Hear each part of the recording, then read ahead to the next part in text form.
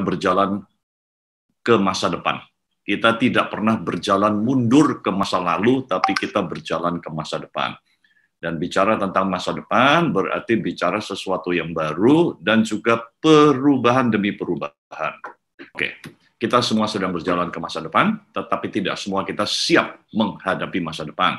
Dan saya berharap bahwa melalui sharing ini, setiap kita harus menyiapkan diri bahwa masa depan adalah sesuatu yang pasti. Selama kita hidup, kita berjalan ke depan, kita tidak pernah berjalan backward, kita tidak pernah berjalan ke belakang. Dan karena itu kita harus menyiapkan diri. Kita tidak bisa bersikap pasif, kita tidak bisa bersikap masa bodoh, tapi kita harus bersikap waspada dan selalu mau untuk berubah. Nah, kita akan belajar dari perjalanan bangsa Israel, dari Mesir sampai ke Kanaan. Bagaimana Tuhan membawa mereka kepada janji Allah digenapi dalam hidup mereka, tapi bangsa Israel mayoritas tidak siap dalam menghadapi perubahan. Mereka tidak siap dalam menyongsong masa depan mereka. Padahal pada waktu mereka diperbudak di Mesir, mereka berseru-seru berdoa kepada Tuhan, minta dilepaskan. Mereka diperbudak selama 430 tahun dan berseru-seru di dalam penderitaannya minta supaya mereka menjadi orang merdeka. Tapi ketika justru Tuhan membawa mereka menjadi orang merdeka, mereka justru tidak siap menghadapi kemerdekaan yang Allah berikan. Nah, saya percaya bahwa setiap kita juga dimerdekakan oleh Tuhan dari dunia lama kita, tapi kita juga harus siap menghadapi kemerdekaan yang Allah berikan. Bukan kaget dan bahkan kita hancur ketika Tuhan memberikan kemerdekaan dalam kehidupan kita. Ada 5 pelajaran yang dari perjalanan bangsa Israel di padang gurun, yaitu yang pertama, hati-hati dengan memori masa lalu. Di dalam Bilangan pasal 11 ayat 4 sampai yang ke-6. Orang-orang bajingan yang ada di antara mereka kemasukan nafsu rakus, dan orang Israel pun menangislah pula serta berkata, siapakah yang akan memberi kita makan daging? Kita teringat kepada ikan yang kita makan di Mesir dengan tidak bayar apa-apa. Saudara, bayangkan mereka di Mesir itu diperbudak. Bagaimana mereka bisa makan ikan tidak bayar apa-apa? Mereka itu diperbudak, suruh kerja paksa, kerja rodi, dikasih makan supaya punya tenaga untuk kerja paksa.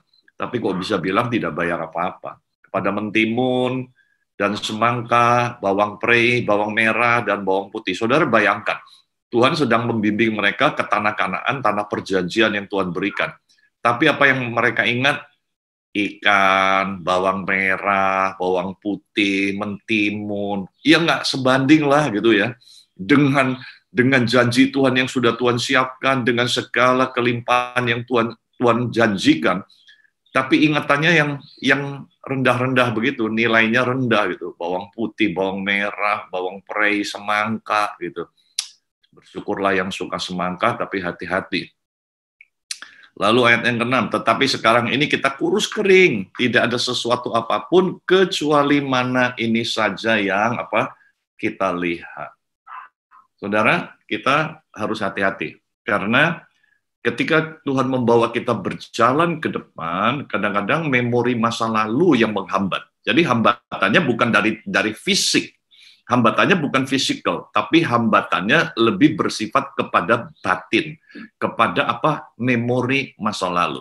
Nah, pernahkah kita dengar zaman-zaman sekarang di dalam masa pandemik ini, keluhan-keluhan yang mulai muncul? Nggak enak ya, dulu bisa ibadah onsite, sekarang ibadah online, nggak enak, nggak bisa kayak dulu. Kayak dulu kita bisa hang out gitu ya. Di mall kita bisa nggak usah pakai masker. Kita jadi memori masa lalu, nggak salah merindukan itu. But we have to be careful. Karena memori masa lalu seringkali justru menjadi hambatan utama untuk meraih masa depan yang lebih baik. Ya, ada banyak orang yang tidak berani maju ke depan, tidak berani mengambil tindakan, tidak berani melangkah karena masa lalu. Masa lalu yang masih mengikat dirinya sehingga dia tidak berani bertindak. Kegagalan masa lalu bisa menjadi hambatan. Takut melangkah kan dulu gagal. Takut melangkah dulu gagal. Kalau saudara ingat apa yang disampaikan renungan kemarin oleh Pak Yeye, bagaimana Abraham Lincoln menghadapi berulang kali kegagalan, tapi dia tidak pernah kapok istilahnya. Dia tidak pernah punya memori yang bad memory memori masa lalu yang jelek, sehingga aduh ini udah dah percuma lah saya berjuang, kalah, buktinya kalah lagi. Kalau seandainya Abraham Lincoln dia punya memori masa lalu seperti itu yang dia tidak bisa lepaskan, maka kita tidak pernah mengenal seorang presiden Amerika yang legendaris yang bernama Abraham Lincoln. Karena itu, be careful dengan memori masa lalu. Dan kita sadar semua, masa lalu kita nggak bisa kita hapus dari memori. Kalau memori masa lalu kita hapus, artinya kita kena stroke. Ya kita nggak mau dong. Tapi masa lalu boleh kita ingat, tapi jangan mengikat kehidupan kita. Nah, orang Israel ketika mereka menghadapi satu kejenuhan, ketika mereka mulai menghadapi satu keadaan yang membuat mereka bosan, mereka boring, mereka ingat masa lalu. Dan ini bukan cuma sekedar memori masa lalu, ini mempengaruhi sikap mereka sampai akhirnya mereka mengeluh, mereka akhirnya bersungut-sungut, mereka akhirnya membawa berita yang negatif, dan itu betul-betul pengaruhnya yang sangat buruk. Kalau cuma sekedar mengenang memori masa lalu, no problem. Apalagi kalau kita mengingat kebaikan Tuhan, malah itu dianjurkan. Jangan lupakan kebaikan Tuhan di masa yang lalu. Oh, itu menguatkan iman. Tapi hati-hati dengan memori masa lalu yang negatif, yang bisa menghambat kita berjalan melangkah di masa depan. Yang kedua adalah kita harus siap untuk menghadapi perubahan. Karena kita sedang berjalan ke depan. Kita move forward, bukan move backward. Kita sedang berjalan ke depan. Nah, kita sadar bahwa kalau kita berjalan ke depan, berarti itu perubahan. Perjalanan kita itu bicara tentang perubahan. Pandemi yang hari ini sedang kita alami ini perubahan. Ya, Bilangan pasal 11 ayat 7 sampai 9 dikatakan, adapun mana ini seperti ketumbar dan kelihatannya seperti damar bedolah. Bangsa itu berlari kian kemari untuk memungutnya, lalu menggilingnya dengan batu kilangan dan menumbuknya dalam lumpang. Mereka memasaknya dalam periuk dan membuatnya menjadi roti bundar, rasanya seperti rasa panganan yang digoreng. Dan apabila embun turun di tempat perkemahan pada waktu malam, turunlah juga mana di situ. Saudara, rupanya bangsa Israel mengalami kejenuhan karena mereka harus memungut mana setiap hari. Bukan sehari dua hari, bertahun-tahun. Dan mana ini unik ya, datangnya pagi hari sebelum matahari terbit dan bersama dengan embun. Jadi kalau matahari terbit, maka mana ini mencair. Dan mana ini bukan makanan jadi, tapi bahan makanan. Jadi harus diolah dan dibuat menjadi roti bundar. Nah, ketika mereka harus bangun pagi, kalau embun udah turun, matahari belum terbit, ya kira-kira jam 3 ya, jam 3, jam 4, jam 5 lah. Kalau setengah 6 matahari udah mulai terbit. Jadi mereka harus setiap hari bangun jam 3, mereka harus pungut dan mereka olah, dan tidak bisa disimpan sampai besok. Kalau disimpan sampai besok, busuk berulat. Kecuali, nah ini luar biasa, kecuali hari Sabat. Kecuali satu hari menjelang hari Sabat. Kalau zaman dulu kan Sabat hari Sabtu ya. Jadi kalau hari Jumat, mereka justru disuruh mengambil 2 kali ukurannya. Bisa disimpan. Nah ini kan lucu, aneh. Mana hari Jumat, itu mana khusus gitu ya. Bisa disimpan, bisa tahan lama. Tapi kalau hari Senin sampai hari Minggu sampai hari Kamis, nggak bisa. Satu hari basi. Dan itu harus diolah. Dan ketika mereka jenuh, ketika mereka mulai ngomel, ini bicara tentang apa? Mentalitas, perubahan gaya hidup. Mereka nggak siap untuk mengalami perubahan gaya hidup. Tuhan sedang melatih mereka dengan gaya hidup yang benar. Bangun pagi, mulai bekerja dari pagi hari, mulai siapkan. Di sini butuh apa? Butuh kreativitas. Saudara, dunia sedang berubah hari-hari ini. Sangat. dipaksa begitu cepat untuk berubah. Gereja sedang mengalami perubahan juga. Sehingga hari ini kita tahu, kita melakukan ibadah semua secara online. Tapi hati-hati juga ketika tidak siap menghadapi perubahan, muncul kejenuhan, boring, sehingga ada muncul fatigue, jenuh dengan online, jenuh dengan online, ibadah online, aduh nggak enak, jenuh gitu. Saudara, ini kita mau ibadahnya, mendapatkan firman Tuhannya atau online-nya gitu. Kalau kita fokusnya ke online-nya, ya kita jenuh. Tapi kalau kita mau mendapatkan makanan firman Tuhan, jangankan online, tanpa online lewat radio pun kita cari. Kenapa? Karena kita butuh feeding. Kita butuh makanan rohani supaya kita kuat. Tapi sekarang enggak, yang dilihat bukan yang esensial, yang dilihat bukan sesuatu yang lebih penting, yaitu untuk mendapatkan makanan rohani. Zaman dulu kalau di China, orang itu mendapatkan makanan rohani, mereka harus berjuang, berjalan kilometer, berkilo-kilometer. Mereka untuk kumpul, mereka takut, mereka bergerak di bawah tanah. Artinya kalau ketahuan mereka bisa ditangkap, masuk penjara untuk mendengarkan firman Tuhan. Hari ini, saudara, hanya dengan klik saja, alasannya apa? Jenuh. Jenuh, ibadah online jenuh. Ini yang dicari ibadah online-nya atau firman-nya. Nah, kalau kita tidak siap menghadapi perubahan, saudara, kita bisa seperti bangsa Israel yang akhirnya mati di padang gurun. Karena tidak siap, boring, jenuh. Saudara bisa bayangkan, 40 tahun loh mereka makan mana.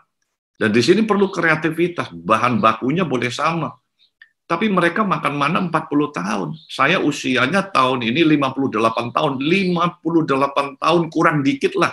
Karena waktu lagi bayi kan saya nggak makan nasi. 58 tahun saya makan nasi. Nggak jenuh-jenuh tuh. Kenapa? Lauknya kan bisa beda-beda. Orang Israel mana? Perlu kreativitas. Saudara, ketika kita menghadapi perubahan, kita perlu kreatif. Kita perlu menyikapi setiap perubahan. Jangan kita langsung boring. Saya ini. Enggak. Saudara, kita perlu mengalami perubahan. Company pada hari ini, dunia sedang berubah. Perusahaan yang tidak mau berubah saja, hancur, saudara. Perusahaan raksasa sebesar apapun yang tidak mau mengalami perubahan, dia pasti hancur. Hari ini, penjualan mobil listrik di Norwegia sudah lebih banyak daripada mobil bensin. Jadi saudara bisa bayangkan, perusahaan Toyota sebesar itu, kalau dia tidak segera beralih memproduksi mobil listrik, percayalah, hanya tinggal nama dan kenangan. Tapi kalau dia menghadapi perubahan, menciptakan mobil listrik, maka perusahaan itu akan terus menjadi berkembang. Hari ini kalau setiap perusahaan apapun yang tidak siap menghadapi perubahan, dia tidak akan pernah survive. Demikian juga dalam kehidupan kita. Tuhan sedang melakukan sebuah perubahan besar. Kalau kita tidak menyiapkan hidup kita, mentalitas kita, maka kita akan hancur. Karena itu kita mesti ingat, kita harus bisa beradaptasi dengan perubahan. Ya, walaupun kadang-kadang kelihatannya boring, dan ingat, aduh nggak kayak dulu. Ya memang nggak kayak dulu. Hari ini kita bisa doa setiap pagi, sudah jalan ke, saya lupa nih persisnya, tapi udah 170 hari, dan bisa diikuti. Ini belum pernah terjadi. Kalau kita ingat-ingat, ini belum pernah terjadi. Kita bisa doa bersama setiap hari dari berbagai tempat, dari daerah wilayah Banten, Jakarta, Bekasi, ada peserta yang dari Bogor, yang luar biasa, ada yang dari Sabah, Pak Sinin, ya. Selamat pagi, Pak Sinin. Dari Sabah, Malaysia, ada yang dari Manado, ada yang dari Pematang Siantar, ada yang dari Australia. Jadi, ini satu perubahan yang luar biasa yang perlu kita syukuri. Dan yang berikut, yang ketiga.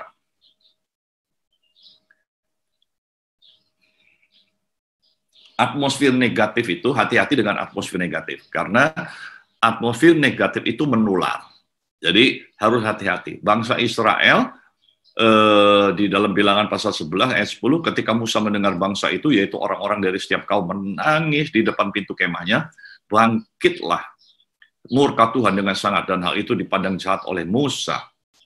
Lalu berkatalah Musa kepada Tuhan, mengapa kau perlakukan hamba-Mu ini dengan buruk, dan mengapa aku tidak mendapat kasih karunia di mata-Mu, sehingga engkau membebankan kepadaku tanggung jawab atas seluruh bangsa ini.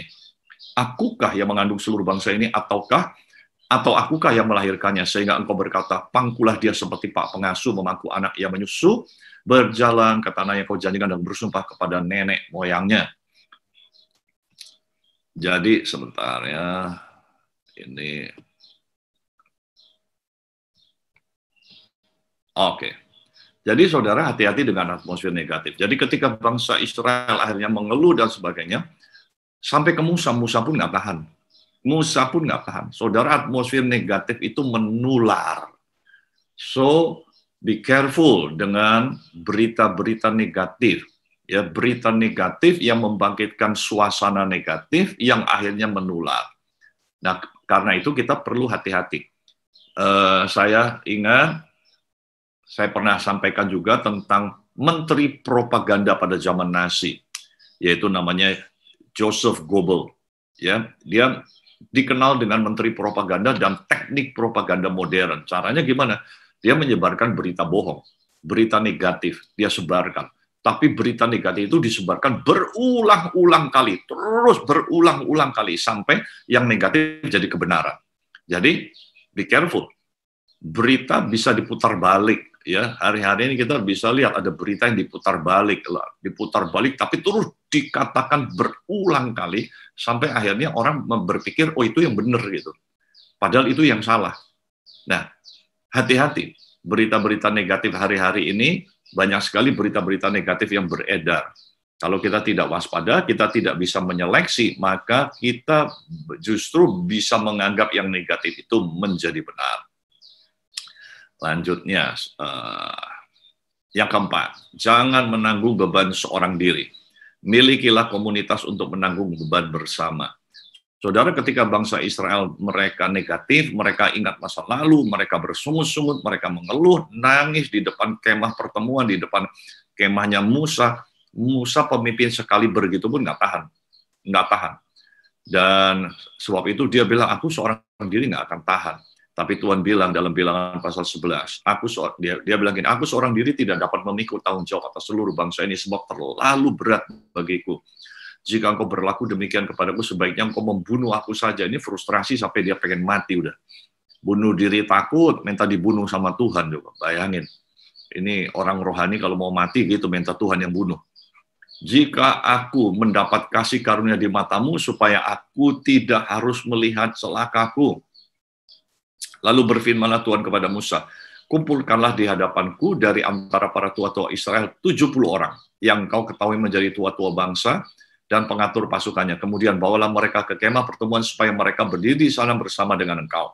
Maka aku akan turun dan berbicara dengan engkau di sana, lalu sebagian dari roh yang hingga padamu itu akan kuambil dan kutaruh ke atas mereka. Maka mereka bersama-sama dengan engkau akan memikul tanggung jawab atas bangsa itu. Jadi, tidak usah lagi engkau seorang diri memikulnya. Tuhan membangkitkan 70 pemimpin baru buat menanggung beban Musa. Jadi saudara, kita nggak akan tahan kalau seorang diri. Di dalam menghadapi perubahan, jangan berjalan seorang diri. Jangan memikul beban sendirian. Kita jangan-jangan bisa jalan rame-rame, tapi kita nggak pernah share beban itu. Karena itu, kita perlu memikul beban bersama-sama. Dan saya bersyukur di dalam gereja ini, kita bukan hanya para penatua yang bergerak, tapi seluruh jemaat bergerak, seluruh kita bergerak bersama, sehingga beban itu tidak menjadi berat, karena kita tidak menanggung sendirian, tapi kita berjalan bersama-sama. Dan kalau kita dalam menghadapi situasi atau dalam menghadapi perubahan ini, kita hanya tanggung sendirian, nggak akan kuat. Karena itu kita harus punya komunitas rohani. Kita perlu punya teman rohani di mana kita bisa share beban kita. Ya, jangan salah orang. Kalau salah orang, saudara share beban saudara jadi gosip.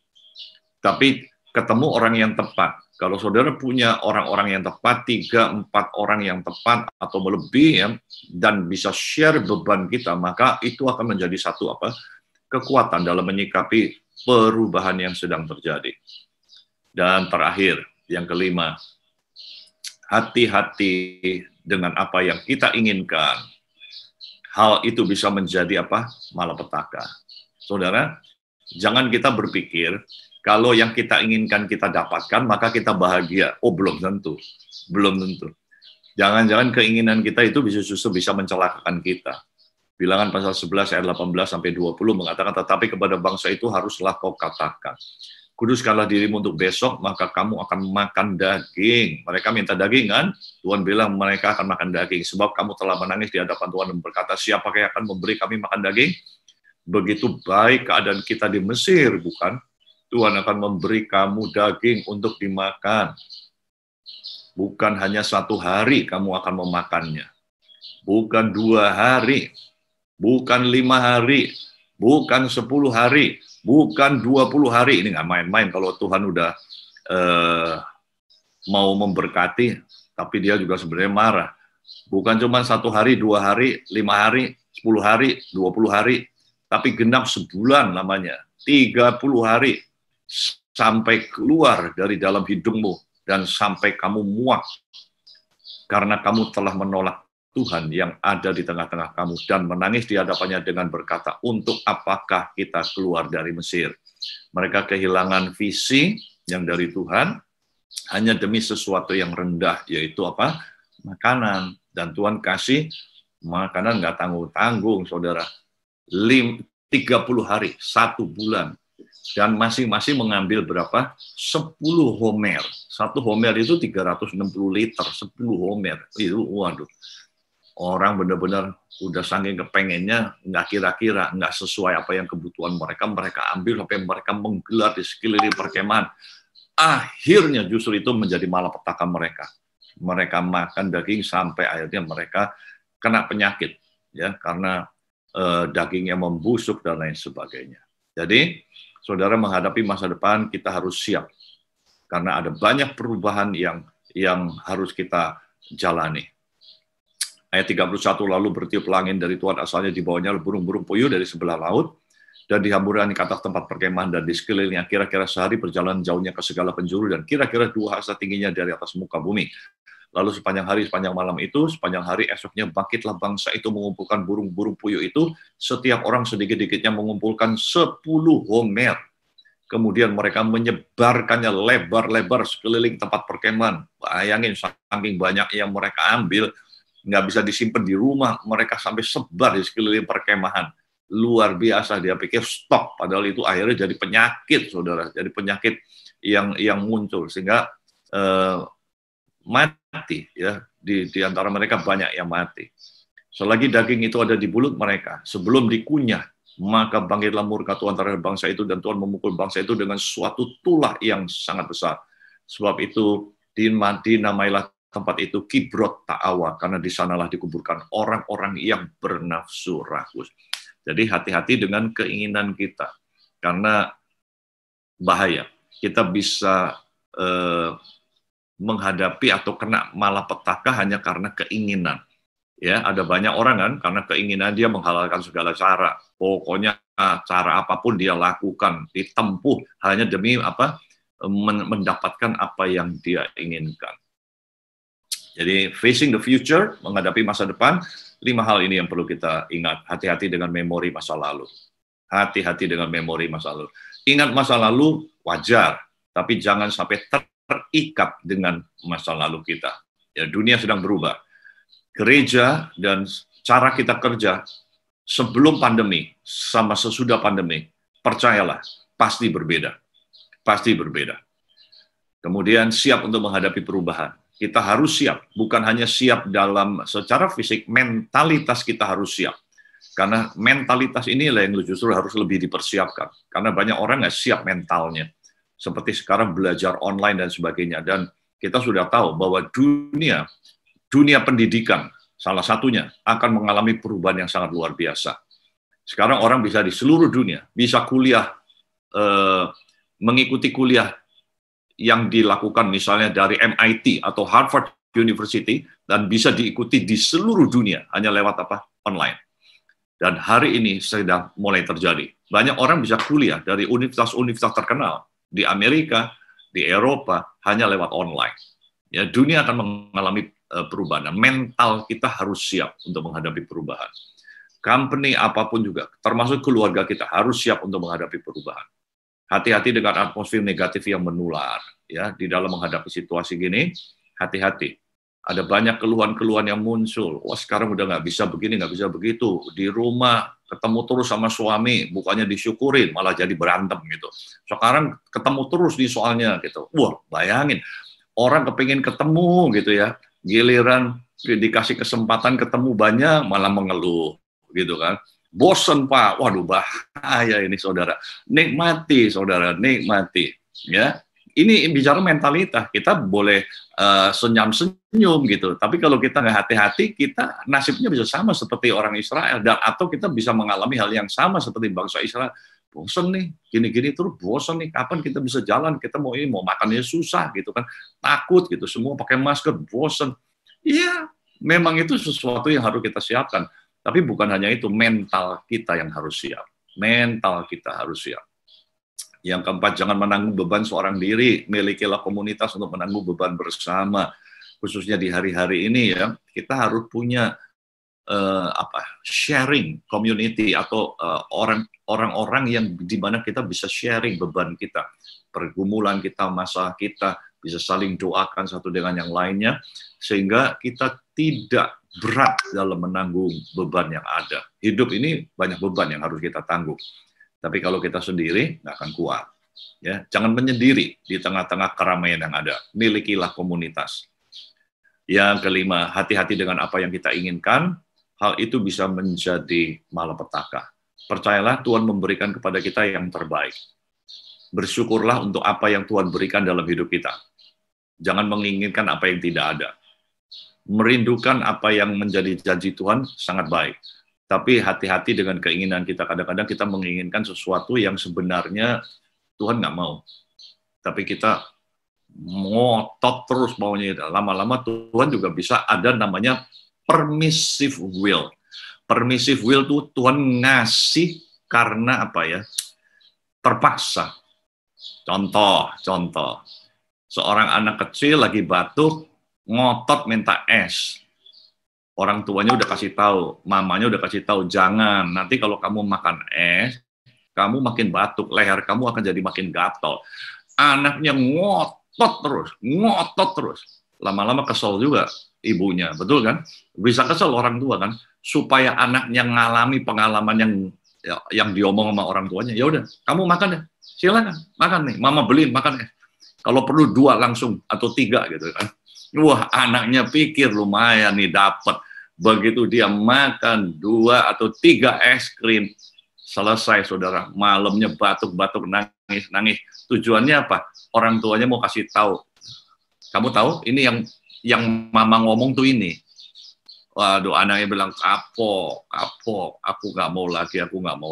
Kadang-kadang Tuhan kasih apa? Permissive will. Ada di mana Tuhan bilang, ya udah, kalau kamu mau gitu, oke, ayo silakan. Biar kamu ngerasain apa yang saya ngomong. Saudara, jadilah orang yang ketika dikasih tahu sesuatu, kita sudah mengerti. Nggak usah harus ngalamin. Ada orang yang mengeraskan hati, dia perlu ngalamin dulu sampai kapok-kapok gitu. Saya udah ngomong berapa kali kalau di dalam konseling. Saya bilang, kalau kamu lakukan ini terus, kamu akan mengalami seperti ini. Enggak Pak, pokoknya saya pasti hati-hati Pak, saya kan begini ya. Sudah, saya sebagai konselor, saya bilang, saya nggak bisa melarang, saya kan konselor, saya hanya bisa memberikan advice, nasihat. Dijalanin saudara, begitu dijalanin kapok-kapok, nangis-nangis, saya bilang, Pak, doain saya. Ya saya doain supaya Tuhan berikan kekuatan, tapi kamu mengerti kan apa yang saya ngomong dulu. Iya Pak, saya kapok Pak. Iya telat, saya bilang kapok-kapok, udah ngerasain dulu. Nggak perlu ngerasain dulu. Kadang-kadang kita gitu, kita harus ngalamin dulu, udah kebentur, benjol, benjut, orang bilang gini, udah jatuh ketimpa tangga, ketiban embernya lagi. Waduh, udah. Nah, udah gitu baru kapok-kapok. Nggak perlu, saudara. Kalau udah dikasih tahu, you have to be careful, hati-hati gitu ya. Nah, keinginan kita ini, kita harus hati-hati. Keinginan bisa muncul, setiap kita punya keinginan. Tapi kita harus hati-hati dengan keinginan, karena ada keinginan yang bisa menjadi malapetaka dalam hidup kita. Amin. Saya akan stop share-nya dan mengajak saudara semua untuk berdoa. Mari kita berdoa.